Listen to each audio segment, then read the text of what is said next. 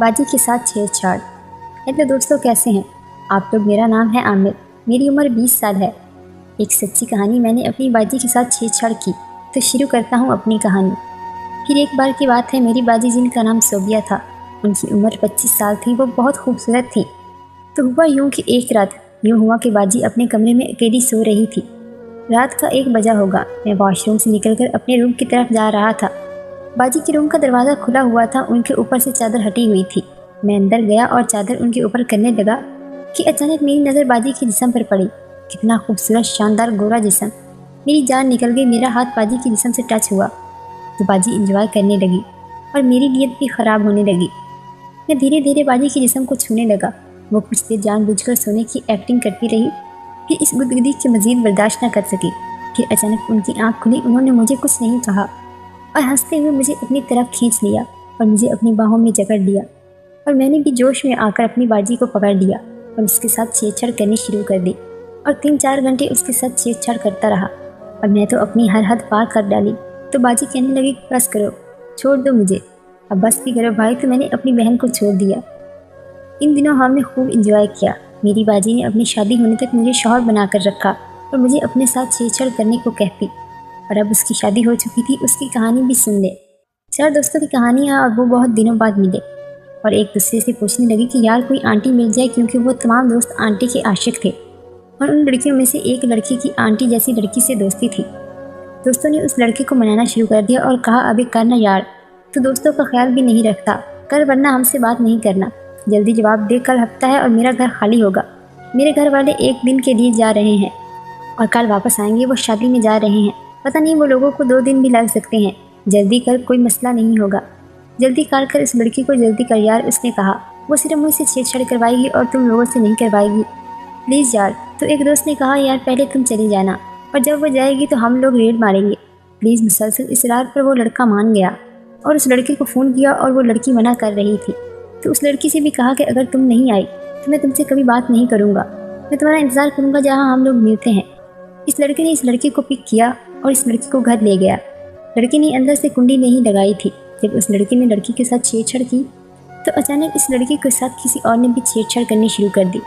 फिर अचानक इस लड़की ने कहा कि यार यहाँ कोई और भी है, क्या? उसने कहा, नहीं जानू, ये तुम्हारा वहम है। उसके बाद वो उसके साथ छेड़छाड़ करते रहे। तभी दोस्तों ने रेड मारी। लड़की भी चालू निकली। उसने ऊपर से इनकार किया, दिल में बहुत खुश हो रही थी कि खूब इंजॉय करूँगी।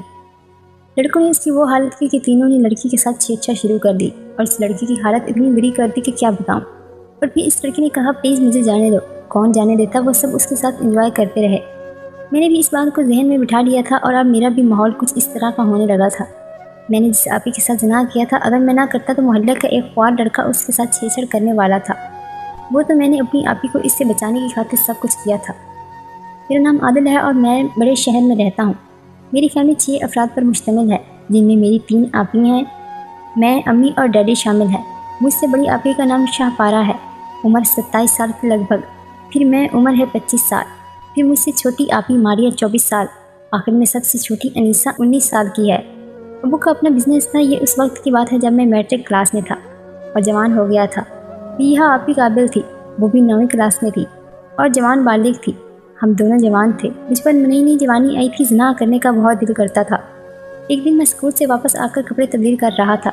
मुझे बराबर से आवाज़ आई। मैं खिड़की की तरफ देखा और देखा कि मेरी बड़ी आपी अपने कपड़े तब्दील कर रही थी। मेरे लिए इतना ही काफ़ी था, क्यों ना कि मैंने पहली दफ़ा किसी को ऐसे देखा था। तो दोस्तों, इसके बाद मैं आपी का ख्याल दिल में रखता था, पर कुछ करने की हिम्मत न थी। जब मैं 10वीं क्लास में पहुंचा तो उस वक्त एक फिल्म नैना आई थी और मैंने देखी और इसके बाद अपनी आपी के साथ छेड़छाड़ करने का प्लान बनाने लगा। पर यही इतनी मुश्किल थी कि कैसे। एक दिन हम दोनों स्कूल से वापस आए तो मेरी आपी कपड़े तब्दील करके सोने के लिए चली गई। 1 घंटे के बाद मैं उसके कमरे में ही गया तो वो सो रही थी। अम्मी और दूसरी आपी दूसरे कमरे में सो रही थी। तो मैंने उसके जिस्म को छूना शुरू कर दिया और वो जाग गई। मुझे इतना करीब देखकर वो डर गई और बोली, क्या कर रहे हो तुम? मेरी तो आवाज़ ही बंद थी। बड़ी मुश्किल से जवाब दिया कि मेरी बुक नहीं मिल रही। तब के चिल्लाई, अम्मी प्लीज़ आएँ। तो मेरी आपी बोली, इससे पूछे ये क्या कर रहा था? मैं बहुत घबरा गया था। अम्मी बोली, क्या मसला है? तो मैंने जवाब दिया, मेरी किताब नहीं मिल रही है। अम्मी मुझे बाहर ले आई और बोली कि जहाँ जवान आपी सो रही हो, तुझे शर्म नहीं, वहाँ नहीं जाते। बोला, ठीक है। मुझे अंदाज़ा नहीं था। इसके बाद कभी कुछ करने की हिम्मत भी नहीं हुई, पर फिर आपी के साथ छेड़छाड़ करने को बहुत मन करता था। کاش کس طرح کر لوں۔ اسی طرح وقت گزرتا گیا۔ اس دوران ہم دونوں نے انٹر پاس کر لیا۔ خواہش دل میں ہی رہی تھی۔ اس دوران میرے ابو کا انتقال ہو گیا تھا اور میں بزنس میں مصروف ہو گیا۔ وقت گزرتا رہا، چونکہ اب بزنس میرے ہاتھ میں تھا، پیسہ تھا، ساتھ ہی 2-3 بار کسی لڑکی کے ساتھ چھیڑ چھاڑ بھی کر لیتا تھا۔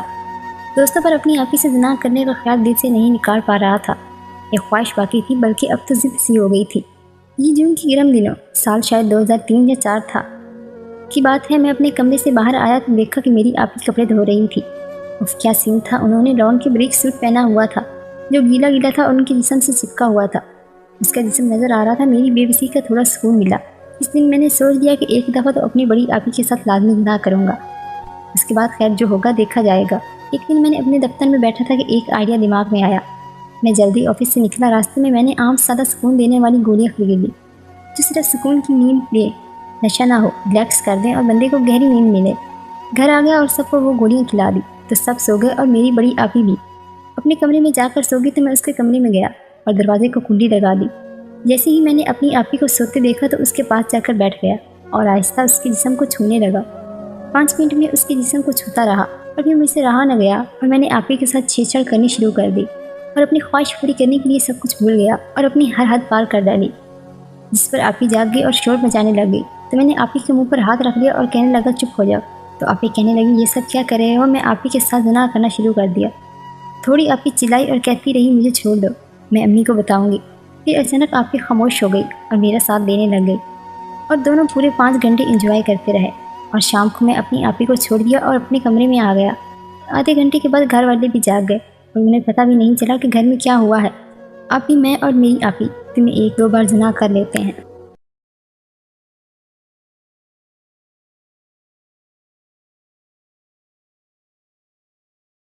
السلام علیکم، میرے چینل میں خوش آمدید۔ میرے چینل کو سبسکرائب کریں اور ساتھ میں دیے گئے بیل آئیکن کو پریس کریں تاکہ میری ہر نئی آنے والی ویڈیو کا نوٹیفیکیشن آپ کو ملتا رہے۔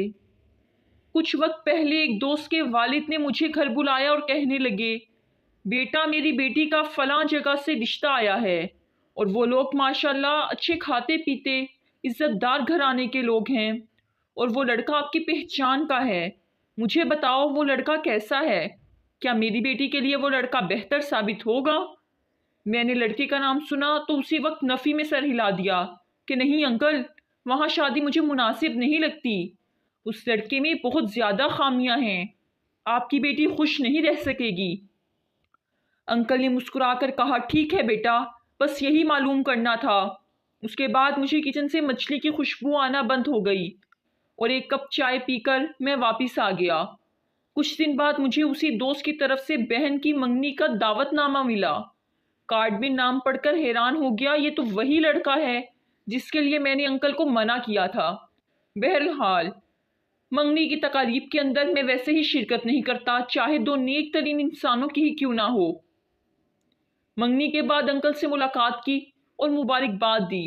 انکل نے خوشی خوشی مبارکباد وصول کی اور کہنے لگے بیٹا آپ کی باتوں پر غور کیا، لیکن پھر میں نے سوچا کہ خامیوں سے کون سا انسان پاک ہے۔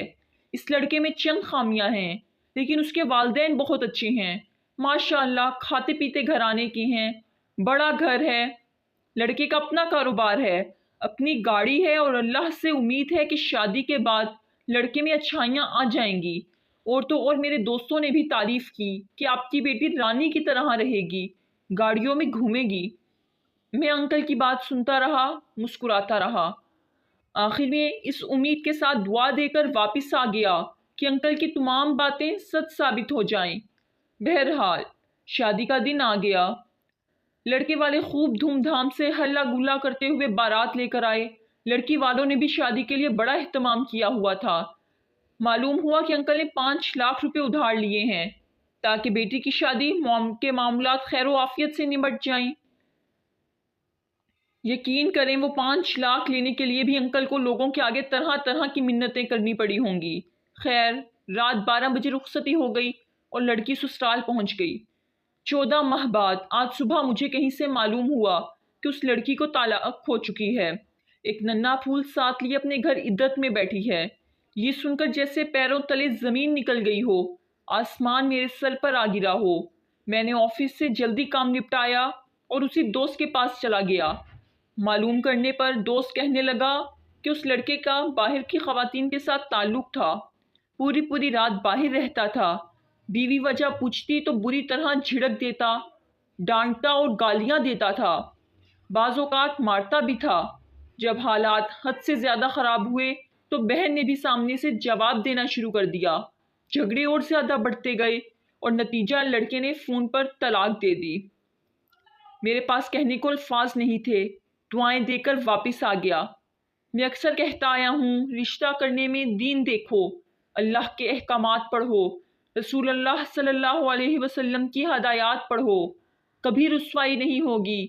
ایک بیٹی جس کو اتنی پیار و محبت سے پال پوس کر بڑا کیا، ہمیشہ سے اس کے ناز و نخرے اٹھائے اور ایک پل میں بغیر سوچے سمجھے کسی مالدار جانور کے کھوٹے سے باندھ دیا کہ پیسے والا ہے، بیٹی خوش رہے گی۔ اللہ کی قسم تباہ کر دینے والی سوچ ہے یہ۔